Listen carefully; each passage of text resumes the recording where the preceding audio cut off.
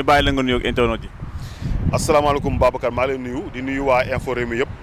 di nuyu tamit mbokki sénégalais yi ñuy seetaan ci internet ñu nekk ci diaspora bi ak ñu nekk ci biir réew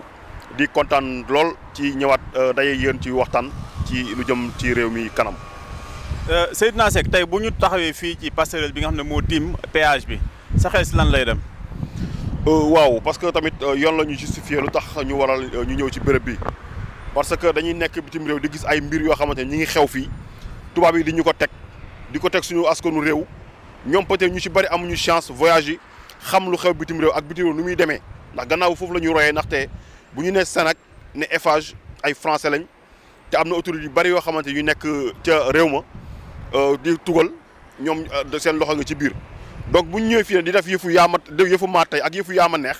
loolu moo tax waral tey ba nga ma waxee wax émission sama xel dem ci bërëb bi nga xamante bërëb bu symbolique la ñu war fi ñëw taxaw def ci émission jëm ci wàllum mbirum autoroute à péage ak jéey yi nga xamante mi ngi koy def ci réew mi ak cherté bi nga xamante ne moo ci am loolu daal moo gën a justifier tey suñu taxawaay ci milieu bi. tey c'est vrai que sa biir wax nee nga autoroute bi dafa cher mu doon loo xam ne c'est une veille doléance boo xam ne Sénégalais yàgg nañ ko ñaxtu. mais ba tey amul benn jéego bu jëm kanam bu ci am lu tax noo gisee tekkeero googu nga xam ne Eiffage ak gouvernement Sénégal tekkeeroon nañ ko ci doléance boobu. xam nga uude nu mu la gisee rek la lay ëwalee Babacar tey bu ñu ñëwee ci réew mi waa Eiffage ak ñu àndal di fi def lu leen neex dafa fekk ñi nga xam ne ñoom ñoo ñu jiite waroon a aar suñu teraanga waroon a aar suñuy intérêt ñoom ñoo leen ci bàyyi parce que waxtaan bu neexee day fekk mu neex borom kër. cherté bi nga balaa cherté bi damay ñëw ci wàllum insécurité parce que dañuy faral di wax naan si la sécurité coûte cher essaye l'insécurité autoroute boo xam da ngay daw ñu ngi defal ay panneaux attention danger ay naga nga fiy jaar loolu ba ma dalee daw ba àdduna ba mu daj Sénégal laa ko mos a gisee parce que lii du route nationale autoroute à péage la mënuñ nag jël autoroute à péage soppi ko péage à mort maanaam da ngay fay ngir dee loolu dañ ko war a bañ autoroute boo xamante ni nit ñi sax dañu ko di naan ay lumière man d'accord naa côté lumière parce que en général autoroute yi lumière ñi ngi nekk juste si sortie ville yooyu lay nekk donc à l'intérieur si digg autoroute bi soxlawul muy am lumière mais lu ñu war a xeex mooy am qualité lumière oto yi ñëw en face di fexe ba di régler seen phare yi parce que boo def visite loolu lépp dañ ko war a xool donc Sénégalais loolu la ñu bàyyi xel da ngay gis koo xamante ne ay phare lay dawee te loolu c'est pas normal. qualité lumière yi aussi yi nekk ci autoroute bi pour man qualité lumière gën na ko donc problème de lumière lañu am. insécurité aussi mooy loolu mooy waral te ay nag di fi jaar ba ciy faat bakkan nag yi yàgg nañ fay jaar bu ñu demee ba defal leen panneau ngay daw boo jógee Rufisque di dem Dakar di nga gis panneau yi lu ma 3 panneaux mi ngi fa yoo xamante ne di nga gis ñu defal la si dessiné la si nag dessiné la si attention donc mooy wane nag yi yàgg nañ leen jaar ba ñu xaalal leen defal leen panneau te loolu c'est la première fois moo ko gis ci autoroute à péage. deuxièmement mooy cherté bi booy autoroute boo demee Maroc tey nga jógee Tanger di dem Agadir. c'est 800 kilomètres yoo xamante ne tey li ngay fay 250 dirhams la lay jox boo ko évaluer en CFA ay 15 000 francs CFA la lay jox sur 800 kilomètres fii mënuñu fee daw lu passé 40 kilomètres dinañ la fay la presque 3000 francs aller 3000 francs retour nga dem aéroport loolu fa lañ ko teg boobu bañ ko inauguré ba tey président Macky Sall mi ngi naan autoroute dafa cher mu mel ni kon mënu si dara donc ñun yan façon njiit la ñu am. njiit boo xamante mënoo na taxaw imposer li nga xam moom nga bëgg mënuñoo taxaw yërëm sa askan ñoo xamante ne xoolal tey la preuve embouteillage bu suñu ginnaaw gis nga ko embouteillage bu suñu kanam gis nga ko. li nga wax ne lii dafa am solo est-ce que quelque part du indiscipliné Sénégalais yi ñu jéggal moo tax soo xoolee sa ginnaaw tuuti yaa ngi gis ne gars yi ñu ngi aw si trottoir bi. waaw xam nga loolu lépp indiscipliné Sénégalais loolu moom yàgg nañ ko wax du tey lañ ko mus a wax chauffeurs yi day rew nañu boo xoolee tey accident yi am 99% yëpp. wàllu indiscipline moo ko waral ak ay oto yu bon parce que tey dama ne ba yaakaar ne bu ñu créé centre de contrôle technique bu bees bi yu bëri dina mais da nga oto boo xamante ne da nga ko gis muy daw tu te demandes même oto bi fan la jaar ba am visite technique donc mbuxum yi amoon Colobane ba tey mi ngi ànd donc loolu tant que jëlee wuñ ko fi du ñu dem embouteillage yi dafa ñaaw xoolal oto yi fi mu nekk ci ginnaaw lu ñuy def oto yaa ngi nii autoroute à péage baa ngi nii ne yàmbalang parce que cherté bu mu cher moo tax nit ñi di ko daw munoo daw benn diggante bu ndaw ñu ne la 1000 francs ngay fay ci réew moo xamante ne ay seen salaire mi ngi commencé entre 20 000 francs 25 000 30 000 jëm 100 000 donc Sénégal mooy dëkk boo xamante ne tey jii moo gën a cher autoroute à péage ci àdduna bi bitim réew yéen a ngi si jàmm mën nañ leen ay député loolu kaas ngeen ko finalement président Macky Sall defal na leen ko je pense foofu mérité na au moins benn merci bu ndaw.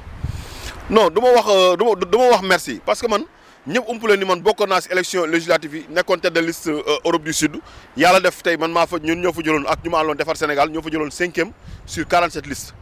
pour une première loolu aussi dañ ciy sant yàlla mais doon naa xaar tey ñi nga xamante ne ñoom ñoo ñu war a représenter assemblée nationale ñu gën ñu représenter comme ni ñu koy defee nii. parce que gisaguma ba tey ñu posé benn acte buy wane ne tey ñu ngi jàppale les Sénégalais de l'extérieur Sénégal yu ñuy rey teel a gën a bari béykat dem Centrafrique lakk nañ fa ay sénégalais c'est mënoo xëy semaine boo xamante ne reyuñu la reyu ñett wala ñeent sénégalais ñun soxlawuñu ay comédiens à l'Assemblée nationale dañoo bëgg tey jii ñu ñuy représenter dignement mais tey Sénégal nekk fi star dafa yomb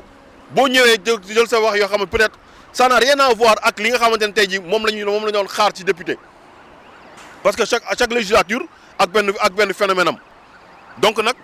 bu ma wax tey man sama wax du ma ko ragal parce que tey jii suñu député bi nga xam moo ñu représenté à l'Assemblée nationale peut-être man sax ñett ñooñu laa ci xam muy Mame Diarra Fam ak Nango Seck ak Mor Kane ñett yooyu mais ñeneen ñëpp mënu ma la wax kii mooy seen kanam wala lii mais vraiment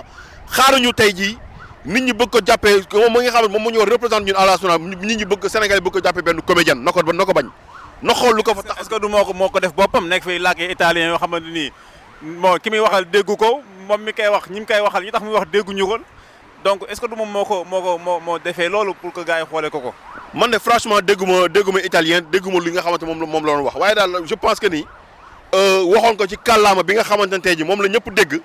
nit ñi jàpp ko ñu wax ko nit ñi xam ni kii lii lay wax parce que tamit bu joolaa bi jógee taxaw wax kee taxaw wax kee ku nekk wax li nga xam boobaa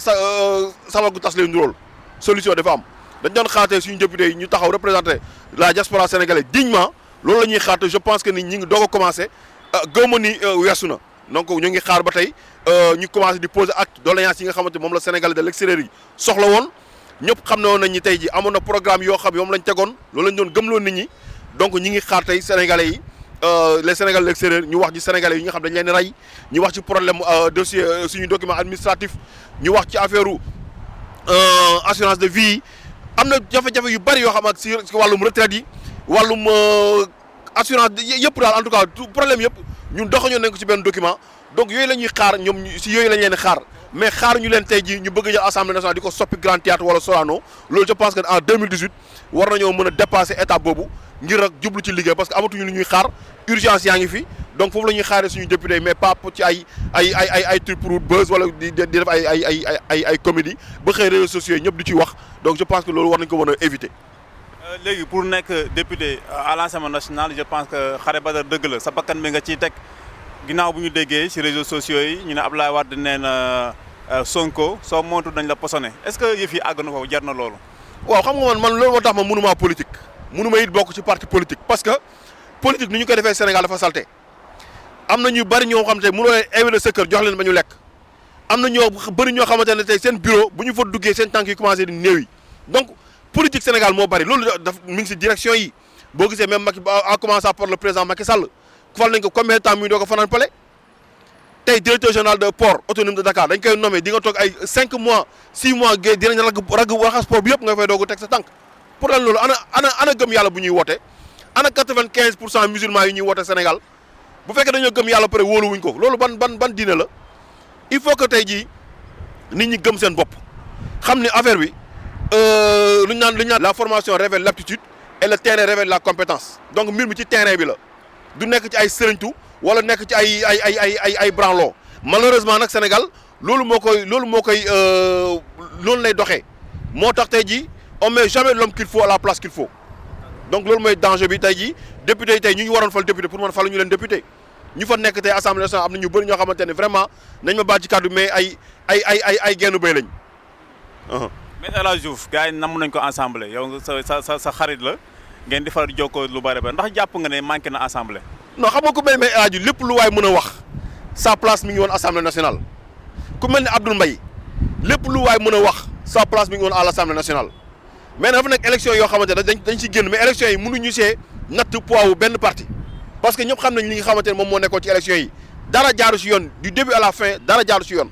donc pour moi élection yi nekkul waroon naa rafetoon na lool jekkoon na lool ci élection yoo xamante ne mënoon nañ see natt yenn parti wala yenn coalition yi mais malheureusement mënuñu ko si natt peut-être en 2019 dinañ ko ci gisaat mais ku mel ne Abdoul Mbaye tey mënoon nañoo jàppale lu bari ci wàllum côté finance à l'Assemblée nationale.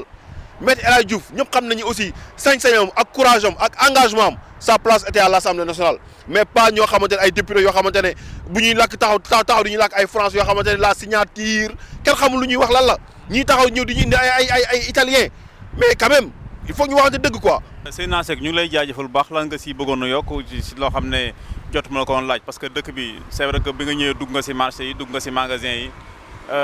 bokk nga li la gën a frappé mooy cherté de la vie bi ba tey ñu koy wax. waaw xam nga dëkk boo xam ne aussi ñàkkum ndox bi ñi ñaa ngi koy dund ñàkkum courant bi aussi ñi ñaa ngi koy dund rawatina ba mu ñëwee maa ngi dégg ñi ñaa njëg yi yokk na douane fii par là par ci par là man lu ma def mooy fexe ba dem xool ba am document officiel bu mooy confirmer ni lu ñuy wax ci presse fan yi yëpp am na muy document bi nga xam ne moom ngeen gis arrêté bi le 27 avril la génn numéro 1530 directeur général de douane directeur régional du commerce intérieur ñoom ñoo ko def République du Sénégal mu nekk ay mbir yoo xamante ne Sénégal lépp la ñu yokk fi mu nekk nii lépp la ñu yokk tey jii boo xoolee véhicule tourisme 48% la nekkoon yokk nañ ko ba 62% donc ku daan fay presque ay 1 million dédouanement auto di nga dem ba fay 1 million 600 jëm kaw bu ñu ñëwee si sachet en plastique 300 francs le gramme sachet bu nekk. loolu dafa nekk loo xam dafa ñaaw boo ñëwee si jus de fruits et légumes 5% lañ ci yokk boisson non alcoolisée 5% lañ ci yokk donc boo ñëwee tey si corps gras alimentaire bi mooy beurre crème de lait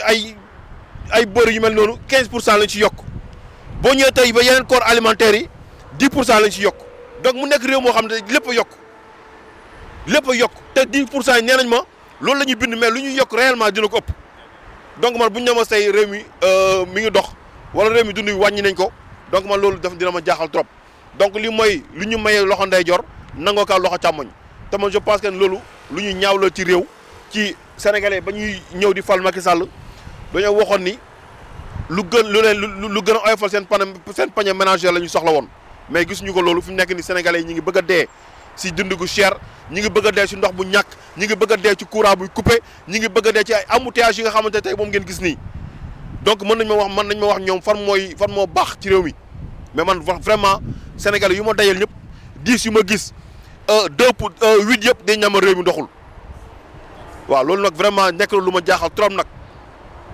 ndax jàppoon ne deuxième mandat moom Macky Sall mën na ko am. waaw deuxième mandat mi ngi si loxo yàlla mi ngi tamit si loxo askan wi ndaxte tamit kenn ku nekk yow yaa xam yow li nga xamante ne moo gën ci yow. bu fekkee tamit ñoom bëgg nañoo continuer di dund ci souffrance bi nañ continuer rek bu fekkee tamit parce que man aussi politicien dama ciy tey parce que man c'est que Macky Sall tout le temps dama naan moom moo ñëw deful lu Sénégal doon xaar mënumaa gëm ni keneen bu ñëwee dina ko lijjanti pour ma ñoom ñëpp a yem benn cercle la rek ñii bu ñu mosee 5 ans au pouvoir wala 7 ans bu ñu demee xajal ñee ñëw bu ñu paree xajalaat ñee ñëw bu ñu fi jëlee tam ñu fi nekkoon ñoo fi ñëwaat donc mburu fa ko fariñ la rek man mënu ma leen gëm Sénégal tant que changé wu suñu système bii du ñu dem problème de système la ñu am mais c'est pas des problèmes d'homme jërëjëf Babacar maa leen di gërëm bu baax.